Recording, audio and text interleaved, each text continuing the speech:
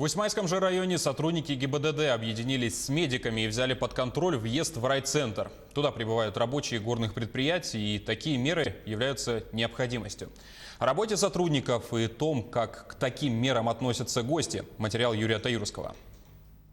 В Усмайском районе угроза завоза новой коронавирусной инфекции связана с большим притоком рабочей силы в старательские артели горной части района, а также жителей Улуса, которые побывали за пределами России. Администрацией муниципального района Усмайский Улус-район было принято решение организовать с 23 марта на въезде в райцентр круглосуточный совместный пост ГИБДД и Усмайской центральной районной больницы. Останавливаем все машины, измеряем температуру всем пассажирам и водителям.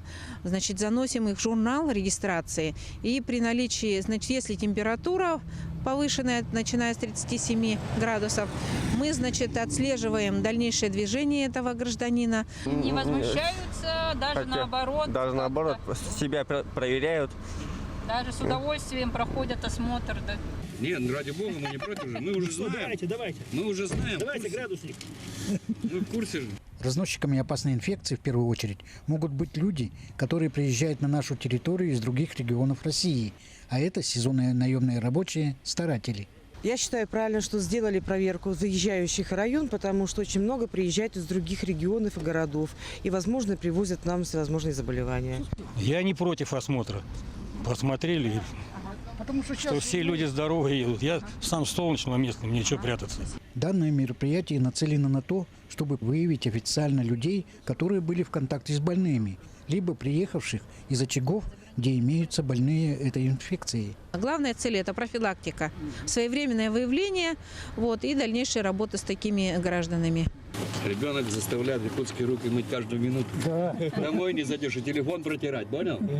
Поток машин в Усмайский район не прекращается. На сегодняшний день с 23 марта осмотрено 962 человека. Едут и жители нашего района, и приезжающие рабочие с семьями. Самая главная цель этих мероприятий, чтобы прервать цепочку, циркуляцию этого вируса в окружающей среде. Как только он прекратит циркуляцию, значит, будет снят запрет на все мероприятия, снова жизнь возобновится. Сейчас главная цель – не завести опасный вирус на нашу территорию, соблюдать все меры по профилактике, карантина и самоизоляции. Юрий Таирский, поселок Усмая.